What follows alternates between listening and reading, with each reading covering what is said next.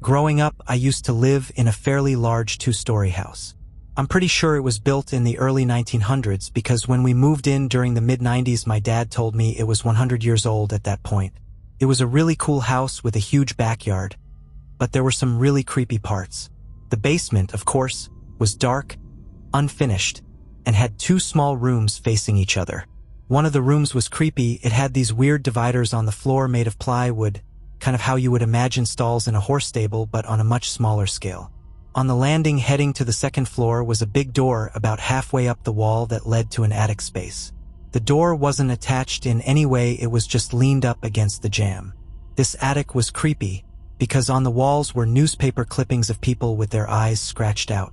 Like that is some super cliche horror movie thing, but seeing it in real life was spooky. There were always a lot of weird noises in that house. It was old, so it's to be expected. We would hear creaks and knocks, sometimes the occasional bang, but we would rarely see anything really strange. It didn't seem like a haunted house at all. That is until one day my younger brother and my cousin were playing with a webcam, making a video on Windows Movie Maker. In the video, my brother starts adjusting the camera, and as soon as he moves his hand away, you can very clearly see something moving behind them, which quickly ducks behind them and disappears. My brother didn't notice, but my cousin did. He quickly turned around to check, but didn't see anything. We watched that video over and over, and I eventually noticed that you can see whatever it is actually materialize while my brother is moving the camera around. Whatever it was, it looked kind of like the head of a bat, but about the size of a fist. I've seen and heard a lot of weird things aside from that, but that was the only real experience from that creepy-ass house. Apart from specters appearing at random intervals, the most chilling was the night before Christmas. For background, the spirit in our home had proved to be very possessive of me and kept attempting to keep me from my boyfriend and win my attention, maybe affection. Every night when he would be working into the wee hours, I fell asleep in our room with the bedroom door unlocked to grant him easy access. Every night when he got home, it was firmly locked. I heard him calling for me in other rooms while showering and would emerge to find the house always empty and boyfriend at the gas station or in the backyard. It would sit next to me on the bed, appear to me while bathing, rap on the wall when I was alone, always after my attention. My then boyfriend was deployed, and I was just starting on a glass of wine, settling onto the living room couch. We had decorated right before he left, but I was lonely and hadn't heard from him in a day or two. A few tears slipped, and I heard a sound. No branch had moved, there was no breeze or fan, but a glass ball had gently dropped from the tree onto the wood floor without breaking. I stared at it as it stayed in place for a second under the tree. Then it slowly rolled 4 feet in my direction, over the lip of the thick, heavy rug, which shouldn't have been possible, and stopped directly in front of my feet. The first of many gifts to cheer me up. I received a vintage children's card, a queen of spades with torn edges and yellowed paper, shortly after. I don't know where it came from. It appeared one day, and when I would throw it out, it would appear somewhere else. The garage, the windowsill, under the bed. One time my boyfriend threw it out, as if in angry retaliation. When I was in the bath that evening, the spirit of a woman sat on my chest, pressing me into the water. I couldn't move, it was like a night terror, but with risk of drowning. She had such a twisted, hateful face. After a moment of clawing at the sides of the tub, I was released. We sold the house earlier this year and moved across the country. We found out that the previous owner had been a depressed, manic hoarder who kept animals she, seemingly, abused in the home. I don't know what had happened to her, if it's guaranteed she died in the house or what, but the spirit that dwelled there was the unhappiest thing I'd ever encountered. I almost feel sorry for it. My parents bought at this point, 110-year-old house about 10 years ago, and it feels everybody but me has had a paranormal experience in the house. My parents said they've seen a short, kind of chubby ginger kid appear at random spots in the house. Sometimes just standing in the washer/dryer room and vanishing. Sometimes they'd see him at the top of the stairs and he'd walk towards my room, hooray, and disappear. Eventually, my parents were tired of it, so they had my grandfather, very Christian guy, come and bless the house, and the appearances stopped. My brother has talked about staying up late at night and hearing someone walk up the stairs. They're very old, so they are very squeaky. Walk to his closed door, jiggle the doorknob, original doors, so there was a quarter turn of play in the knobs. A bunch, stop, and walk back down the steps and stop. Didn't hear a door open or close. They just stopped at the bottom of the steps. My mom has also described seeing something peek out from around corners at her as she's sitting watching TV at night. She thinks it's probably just her slowly falling asleep and seeing things, but is still unsettling for her. There was a period of time where the mudroom door would kind of flex randomly like a change of air pressure. This usually happens whenever someone opens an outside door and closes it, but nobody ever was near a door, or the doors were locked.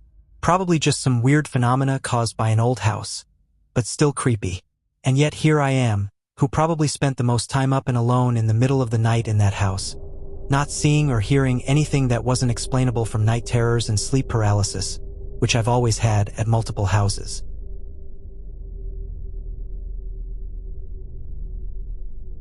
My parents bought at this point, 110-year-old house about 10 years ago, and it feels everybody but me has had a paranormal experience in the house. My parents said they've seen a short, kind of chubby ginger kid appear at random spots in the house. Sometimes just standing in the washer/dryer room and vanishing. Sometimes they'd see him at the top of the stairs and he'd walk towards my room, hooray, and disappear. Eventually, my parents were tired of it, so they had my grandfather, very Christian guy, come and bless the house, and the appearances stopped. My brother has talked about staying up late at night and hearing someone walk up the stairs. They're very old, so they are very squeaky. Walk to his closed door, jiggle the doorknob, original doors, so there was a quarter turn of play in the knobs. A bunch, stop, and walk back down the steps and stop. Didn't hear a door open or close. They just stopped at the bottom of the steps. My mom has also described seeing something peek out from around corners at her as she's sitting watching TV at night. She thinks it's probably just her slowly falling asleep and seeing things, but is still unsettling for her. There was a period of time where the mudroom door would kind of flex randomly like a change of air pressure. This usually happens whenever someone opens an outside door and closes it, but nobody ever was near a door, or the doors were locked. Probably just some weird phenomena caused by an old house, but still creepy. And yet here I am, who probably spent the most time up and alone in the middle of the night in that house, not seeing or hearing anything that wasn't explainable from night terrors and sleep paralysis, which I've always had at multiple houses.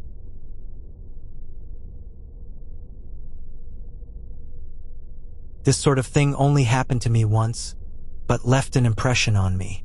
I am not sure if it was an apparition, or if I dreamed it. I never told anyone the truth, as I fear I would not be believed. My father and his brother Gary were lifelong dairy farmers in central Wisconsin. We lived close by and labor was traded during harvests. As I got older, he would send me saying, "You have to go and help at Gary's today." I grew up and took over the farm, and cousin Mike took over for his father Gary. Gary died about 15 years ago. Mike sold the dairy herd and found other employment. I rent his land. My father passed away in 2013. In 2014, I sold the dairy herd. It was an October night in Wisconsin. My cousin Mike started a fire in the wood-fired furnace in the basement and went to bed. His sister had just gotten out of a bad relationship and was living there too. She arrived home from her job at about midnight, added some wood to the furnace, and went to bed too. Transitioning over to all crops, in the fall of 2015, I was driving around the state looking at used equipment. What I told everyone is this: passing through the nearest large town, about 25 miles away, I decided to stop and get a meal. Seeing a movie playing that I wanted to see, I stopped in to see it. Then stopped at a local bar and had a few soft drinks before returning home. Passing by his place on the way home at 3 a.m., I saw flames coming from out of the chimney and smoke coming from the outside basement door. I dialed 911 and ran in yelling for them to get up. There was very little smoke in the upstairs of the house. Mike and I went downstairs and found an area about 3 feet square above the furnace on fire. We put it out with a fire extinguisher and water. The fire department arrived to put out the chimney fire. There was very little smoke damage to the house and minimal repairs, but a few more minuets and the fire would have burned up into the kitchen.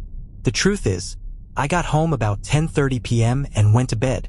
Sometime a little before 3 a.m. my father, wearing his bib overalls, something he never wore after his retirement, opened my room door, turned on the light and said, "Get up, you have to go and help out at Gary's." I remember saying, "In the morning." He then put on his most authoritative voice and said, "And oh, right now." I sat bolt upright in bed. My room door was open and the light and the hallway light was on. I tried to brush it off as imagination, but I knew I had closed the door and turned off the lights. Knowing with the adrenaline rush and doubts I would not get back to sleep, I decided to dress and check on Mike's place. That's when I saw the fire and smoke. Like I said, I never told anyone the truth as I fear no one would have believed me. Edit. My father died in this house.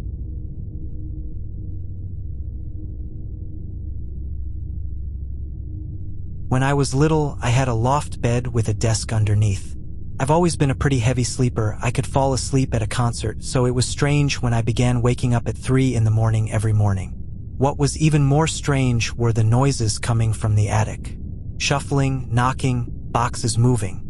My 9-year-old brain rationalized it as an animal or bird that had gotten in. After a few weeks of shit sleep, I decided to knock back on my ceiling the shave and a haircut pattern because I was bored and hadn't interacted with whatever was in the attic.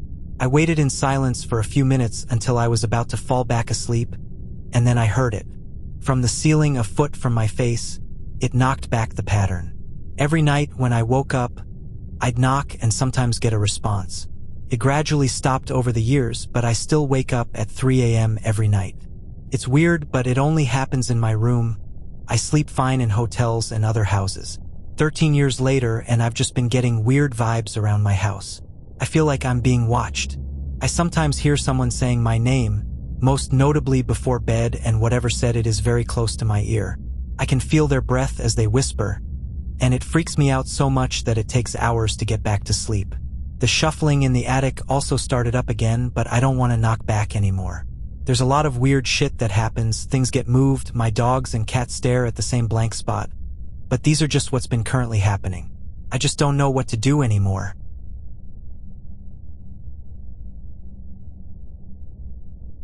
My childhood home was definitely haunted. I have a drawing potentially made by a ghost. I can feel it when there's a presence somewhere. There's a palpable sense of being watched. There's a tension and paranoia in the air that lingers and can even simmer into full-blown terror. It makes you feel very vulnerable. When I was a younger child, I remember seeing glowing red eyes hanging in the air in my dark living room. I thought our house had werewolves or vampires. There was a phase in 3rd grade when glowing orbs would hang out in my room for several minutes at a time, which I interpreted as aliens. My child mind was trying to make sense of things, but I definitely had a fear of the dark, specifically in our house. Most places were fine in the dark, but in our house, I always felt like I was being watched by something with malicious or, at best, neutral intentions. Paranormal things ramped up for me in high school, but to remain chronological, I had a cousin stay at our house one summer while most of us were on vacation between my 7th, 8th grades. My cousin Billy was helping my dad with various projects. One night, my cousin was going to bed in one bedroom. Outside in the dark, he saw a figure leave our garage and entire our house. My dad, right? "Billy, Billy, Billy, help me." My cousin heard my father shouting. Billy rushed to check on my father. My father had been sleeping and was irritated by Billy's presence. Billy went back to bed, only to hear it again. "Billy, Billy, Billy, help, help, help." Again, cousin Billy rushed to check on my father, who was fine and confused by Billy's urgency. Billy slept on the couch that night. I didn't learn about this until years later. A couple years later, my brother moves away to college, and I move into his old bedroom. It's my freshman year of high school. I was always particularly creeped out by this room, but hey, new changes are often intimidating. One morning, I wake up to see a skull perfectly drawn on the dust on the window across from where my head lies when I sleep. This was the layer of dust facing the inside of the room, not the outside. No one had access to the room except me and my parents, who are not pranksters by any means. I show my mom and wipe it away. A couple weeks later, I'm studying in that bedroom. It's night and the lights are on, so the windows turn into mirrors. I look up from my bed towards that skull window, and I see in the reflection a white silhouette standing behind me. I hold my gaze for maybe 10 seconds, just trying to grasp what I'm looking at. I eventually turn my head around and see nothing. I look back at the window and see nothing in the reflection. I sleep on the couch for the next few nights. A couple more weeks later, I'm lying in bed, listening to a late-night radio show. Lights are off. Looking through that same skull window, I see a similar white silhouette outside stride past my window. I sleep on the couch for several more nights. Over the course of weeks, I see more things drawn on the dust of the windows. Generally, it's scribbles and shapes. I'm scared they might be some sort of curse or something, so I wipe them away. Out of curiosity, I put a sticky note on the window that says, "Please write below." Several days later, a perfect circle appears around the note, as if someone had put the base of a paint can up against the surface. This wasn't like the finger drawings I'd seen earlier, but one drawing did really stand out. I decided to recreate it in MS Paint before I wiped it away. Over the years, I've shared this with friends, colleagues, and they mostly come to the same conclusion as I did before I tell them my interpretation. But yeah, for the majority of high school, I slept with the light on. I avoided that side of the house like the plague. Little things here and there, but nothing huge. Until it's senior year of high school. I'm in the living room with my mother watching TV, and the clothes dryer finishes. This dryer is directly down the hallway from the spooky room. I suck it up and head over to empty the machine, getting my usual feeling of immense dread, paranoia as I enter that side of the house. I bend over and start unloading the laundry, and my mind goes blank, and I lose control over my motor functions. My arms go limp, and, beyond my control, my body stands up, and I hear a masculine voice take a deep breath and hiss in my ear. I immediately regain control of my body, and I get the fuck out. Around that time period, my aunt comes to stay with us for a month or two. She has no idea what I've experienced there.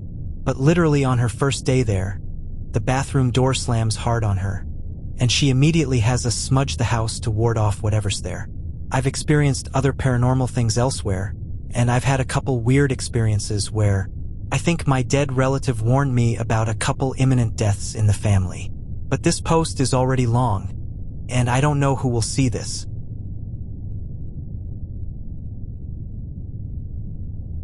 My grandmother passed from pneumonia back in 2017 and left us an estate deep out in the country. I won't give the exact location, but it is in the deep south, and the area is notorious for having some of the most brutal slavery plantations back in the early 1800s. I can't even begin to, and don't really want to, talk about some of the atrocities that occurred in that area. She had been living there by herself for only about 5 years after she was willed the place by her nephew. He was 59 when he died. My parents had visited her a couple of times, but I did not because I was busy with college and internships during the summer. So, the estate was in our name for a few months, and I decided that after I graduated I would stay there for the summer to work on the house, landscape, and install a miniature version of a solar field. She had been living with a gas-powered generator for her electricity. I was planning a career in solar and wanted to see if I should try to start my own business. All of this seemed like a marvelous idea because she also left us about $150,000 that my parents were willing to invest in me with. I should have known what I was in for after I left the main highway. I would later learn from my mother that she had groceries delivered and was essentially a recluse because she didn't have her driver's license. I had to go down miles of pothole-ridden dirt roads to finally get to the entrance of the estate. The driveway is about 500 yards long with trees that, for some reason, bend toward the road, so that their canopy almost covers it completely and keeps it in shadow even during the day. I pull up in front of the house and everything is overgrown. There is Spanish moss growing on the house, weeds everywhere, tall brush and briar. I went by myself, of course. My plan was to survey the place and make measurements for the solar field panels, take pictures of the inside and outside of the house to capture any damage to help get estimates for repairs, etc. I brought some firewood with me too. I was planning to cook over it for the few days that I was staying there. Just simple stuff like rice, hot dogs. It was supposed to just be the beginning of something fun and new. Yeah, the place was a bit creepy, but I'm hyperlogical and don't really remember even being scared of the dark when I was little. I didn't make it through the first night.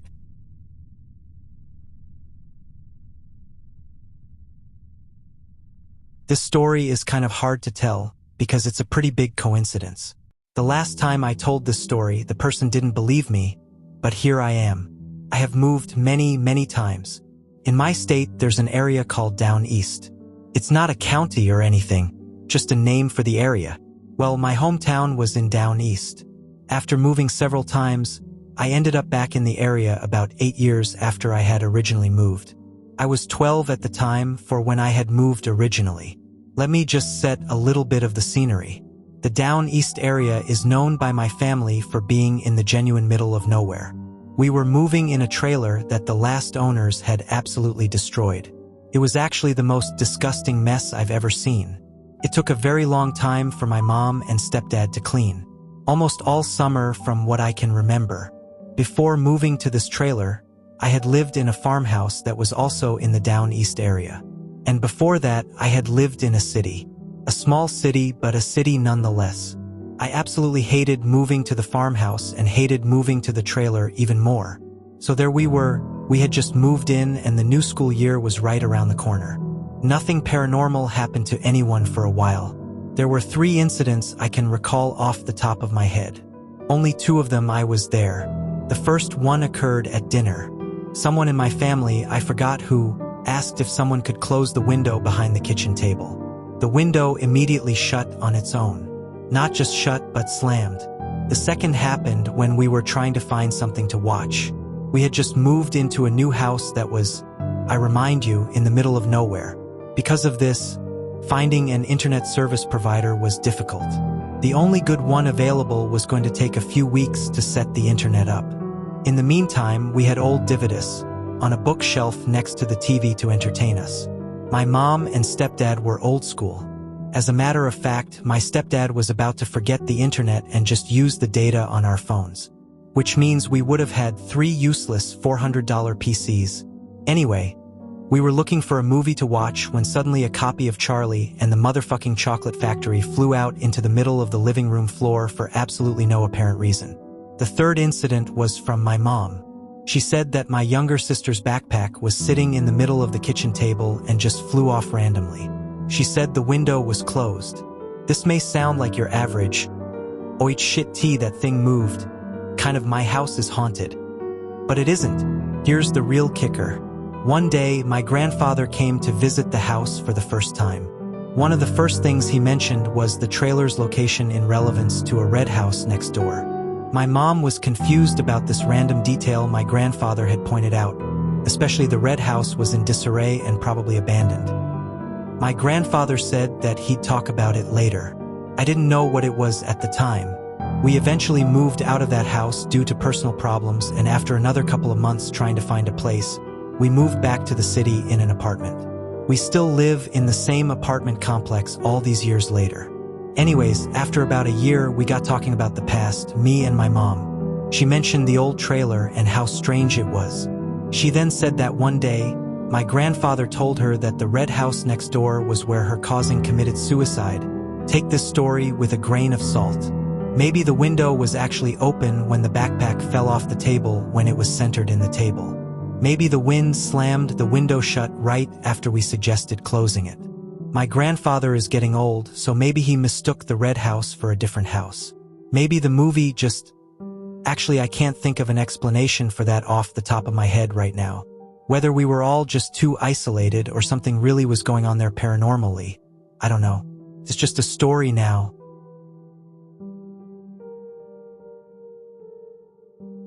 My old house I used to live in was haunted and still is. I've heard a couple different stories on why it's haunted, so I thought I'd go from the most innocent one to the worst involving my stepdad. The first reason is because the lady that lived there before my stepdad had passed away in the house. The second reason was when I was about 2, the guy across the street would get drunk and just come and yell at us. His wife passed away about 3 years after we moved in our new house, but continued to rent the house to people, but he had ended up committing after drinking one night about his wife, and now sometimes he'll come and bang on the door like he did when he was alive. The last one I'm not sure is actually true. I've tried to do my research, but I haven't been able to find anything. That being said, my mom had me a year before she married my stepdad when they started dating her, and her friend had hired a private investigator because they didn't have good vibes from him. The investigator found charges against him from mostly women on verbal or physical abuse. She still continued to stay with him because she found out she was pregnant with me and stayed with him for a dad. I didn't know for years that I wasn't actually his kid until recently. They had also found that he had an ex-girlfriend that was made to take a restraining order down because he would send threats. They also found that his ex-wife that was married to him before my mom had gone missing. Completely. I've looked into it a lot and I can't find anything about it as her name it makes sense why I can't find her. But finding that out, my mom and her friends had got suspicious because when she moved in, all of his ex-wife's things were still in the house. Cloths, makeup, anything. This then thought up a story that he had murdered her and buried her under the house. Now, you're thinking, how do you know that? I lived there for 5 years, and one night I had a dream that there was a ghost in the corner of my room that grabbed me, took me to the kitchen, and put a knife to my throat. As well as the fact that in the same room and same spot I had the dream where the ghost had gotten completely rotten 1 year, like there was something there and only in that one spot. The house is creepy, but after finding this out, I'm scared of my stepdad. Everything I've been told matches his personality, and how we argue, it's very interesting and scary to me.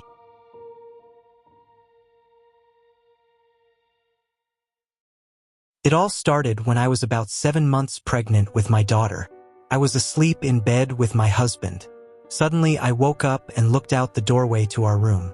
I saw a toddler, who I thought was our 2-year-old son, walk in front of the doorway dragging a blanket behind him, and then walk away into the laundry room.